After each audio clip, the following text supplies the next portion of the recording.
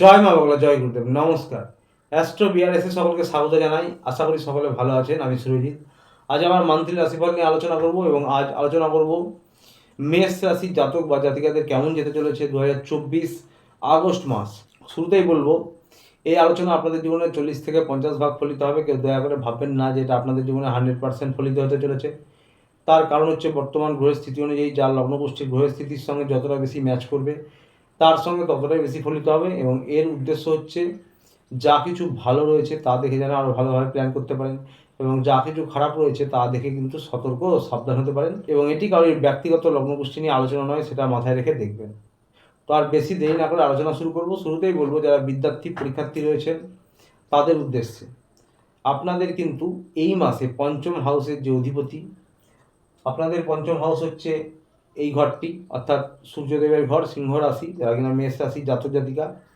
এবং এই মেষ রাশির পঞ্চম হাউসের যে অধিপতি সূর্যদেব, এবং এই সূর্যদেব 16 তারিখের আগে পর্যন্ত কেন্দ্রে থাকবে।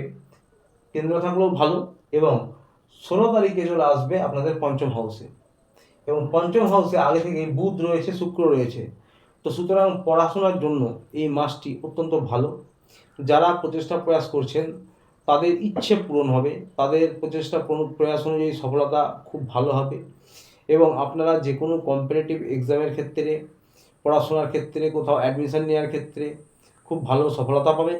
যারা উচ্চ শিক্ষায় রয়েছেন, তন্ত্র মন্ত্র জ্যোতিষ নিয়ে পড়াশোনা করছেন, তাদের জন্য কিন্তু সময়টা বেশ ভালো আগস্ট মাস।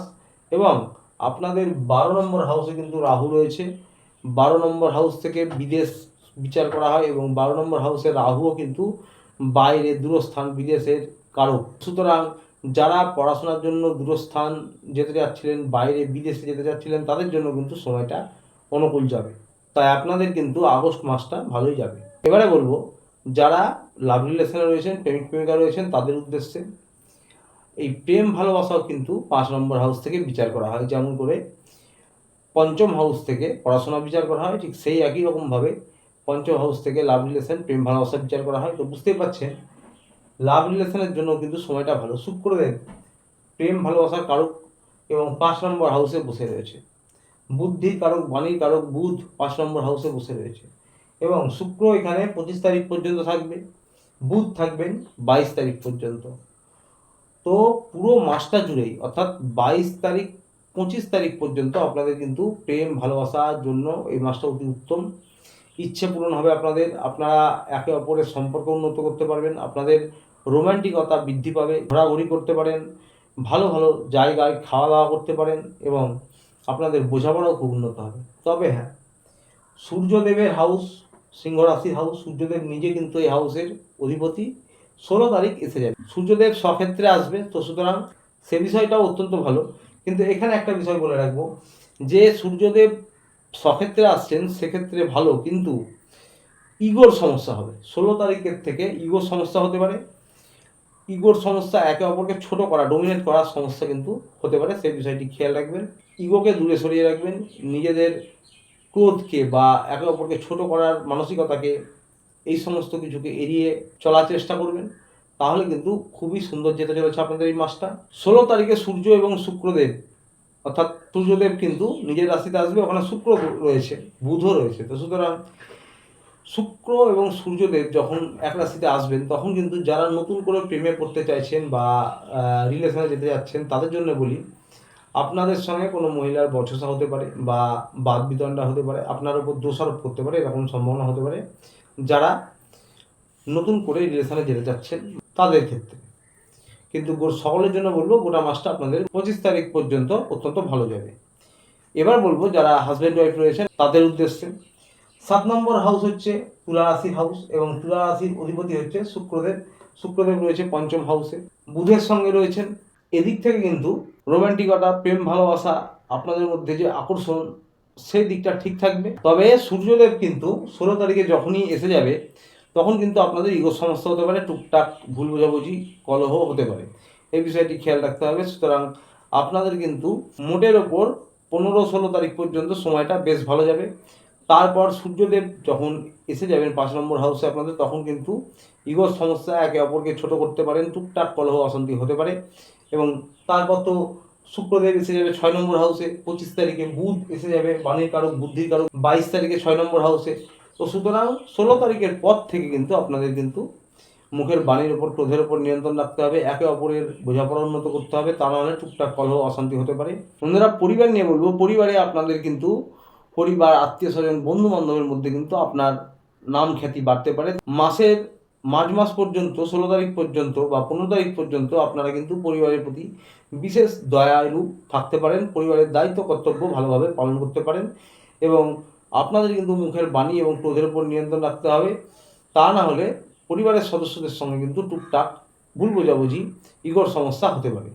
তবে 16 তারিখের পর পরিবারে আনন্দ উল্লোড় করতে পারেন, কোথাও ঘুরতে যেতে পারেন, এই সমস্ত হতে পারে। বন্ধুরা, এবার বলবো কেরিয়ার, যারা ব্যবসায়ী রয়েছেন, যারা সরকারি বেসরকারি চাকরি করেন তাদের উদ্দেশ্যে আপনাদের ভাগ্যস্থানের অধিপতি হচ্ছে বৃহস্পতি। এই ভাগ্যস্থান 9 নম্বর হাউস, এর অধিপতি হচ্ছে দেবগুরু বৃহস্পতি এবং দেবগুরু বৃহস্পতি রয়েছে শুক্রের হাউসে, শত্রুর গৃহে। তো সুতরাং আপনাদের ভাগ্য কিন্তু পুরোপুরি সাথ নাও দিতে পারে, 50% আপনারা ভাগ্যের সাথ পাবেন। তার কারণ হচ্ছে আপনাদের লগ্ন অধিপতি মঙ্গল রয়েছে কিন্তু আবার দেবগুরু বৃহস্পতির সঙ্গে, এবং মঙ্গল এবং দেবগুরু বৃহস্পতির কিন্তু জুটি বন্ধুত্বের জুটি, যার জেরে কিন্তু আপনাদের যে রাশি অধিপতি তার এবং দেবগুরু বৃহস্পতির মিলিত যে সুফল, সেই সুফল অনুযায়ী আপনারা 50% ভাগ্যের সাথ পাবেন বলা যেতে পারে। তাছাড়া আপনাদের 50% কিন্তু ভাগ্যের সাথ নাও পেতে পারেন এই মাসে, যেহেতু দেবগুরু বৃহস্পতি রয়েছে শুক্রদেবের হাউসে। তো সুতরাং পরিশ্রম প্রয়াস করুন, তাহলে আপনারা মোটামুটি অবশ্যই সফলতা পাবেন। 50% সাথ আপনাদের ভাগ্যে থাকবে এবং এটা অনেকটা। তো সুতরাং এখানে 11 নম্বর হাউসে শনিদেব স্বক্ষেত্রে রয়েছেন, 10 নম্বর হাউসের অর্থাৎ কর্মের হাউসের অধিপতি শনিদেব নিজে। তো সুতরাং কর্মর দিক থেকে কিন্তু আপনারা কোনো সমস্যা, কর্মর দিক থেকে কিন্তু আপনারা এগিয়ে থাকবেন, কর্ম ভালো করবেন এবং আপনাদের যে সাকসেস 11 নম্বর হাউস থেকে সাকসেস বিচার করা হয়, সফলতা বিচার করা হয়, সেটাও কিন্তু আপনাদের ভালোই হবে। কিন্তু শুরুর দিকে কিছু বাধা হতে পারে, ডিলে হতে পারে কোনো কোনো কাজ, কারণ শনিদেব বক্রী হয়েছেন। তো সুতরাং সেই জন্য কিছু দেরি বা ডিলে হতে পারে, কিন্তু আপনারা প্রচেষ্টা প্রয়াস করলে দেরি বা ডিলে হলেও অবশ্যই সফলতা পাবেন, কারণ শনিদেব নিজের ঘরকে কখনোই খারাপ করবেন না। তবে হ্যাঁ, কর্ম এবং সফলতা, অর্থনৈতিক যে পরিস্থিতি বা টাকার ফ্লোয়িং, সেটা মোটের ওপর ভালোই থাকবে।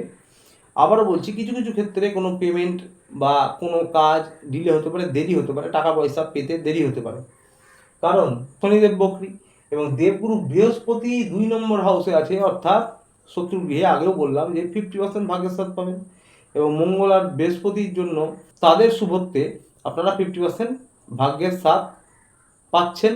আর যেহেতু শত্রু রাশিতে রয়েছে তাই 50% বলা যাচ্ছে না।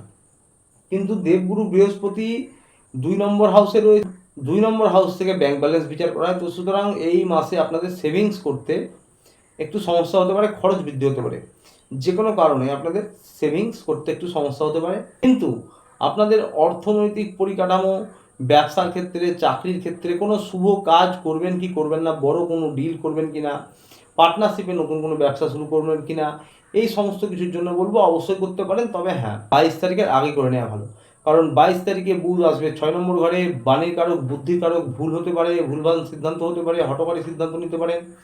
এবং শুক্রদেব ভোগ বিলাস, বাড়ি, যে কোনো বিলাসিতা, সমস্ত কিছুর কারক, সেও 6 নম্বর হাউসে এসে যাবে 25 তারিখে।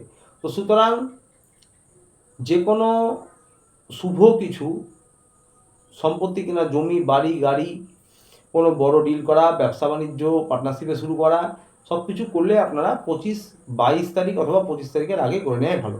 বিদেশজনিত কোনো কাজে সফলতা পাবেন, ব্যবসায়ী বা সরকারি বেসরকারি যারা চাকরি করেন তাদের উদ্দেশ্যে বলছি, দূরস্থানজনিত বিদেশজনিত কোনো কাজে সফলতা পাবেন।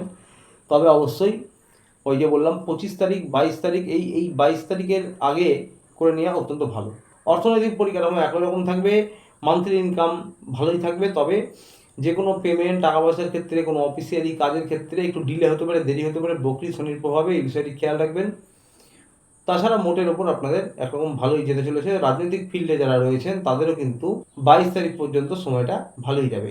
তবে মুখের বাণী এবং ক্রোধের উপর নিয়ন্ত্রণ রাখবেন সব ক্ষেত্রে, ব্যবসা, সরকারি বেসরকারি চাকরি, তা নাহলে কিন্তু ছোটোখাটো বাদ বিতণ্ডা হতে পারে, আপনাদের সঙ্গে অফিস পলিটিক্স হতে পারে। এই বিষয়গুলি খেয়াল রাখবেন। এবার বলবো স্বাস্থ্য নিয়ে, যারা 12 মাস পুরনো সমস্যায় ভোগেন তারা হাঁটাহাঁটি যোগব্যায়াম করতে পারেন। এবং বাকি সকলদের জন্য বলবো আপনাদের পেটের সমস্যা হতে পারে, বদহজম হতে পারে, হরমোনাল কোনো সমস্যা হতে পারে, ইএনটির সমস্যা হতে পারে, তবে স্কিনের সমস্যা, নার্ভের সমস্যা এটা হতেই পারে। বিশেষ করে 22 তারিখের পর থেকে স্কিনের সমস্যা, নার্ভের সমস্যা, এই সমস্যাগুলো হতে পারে। কারো কারো ক্ষেত্রে হতাশা, ডিপ্রেশন এগুলো হতে পারে। প্রতিকার নিয়ে বলবো, আপনারা প্রত্যেক মঙ্গলবার বজরংবলী মন্দিরে যান, পুজো দেন এবং বাড়িতে প্রত্যহ একবার অন্তত হনুমান চালিসা পাঠ করুন, অত্যন্ত ভালো প্রতিকার হবে।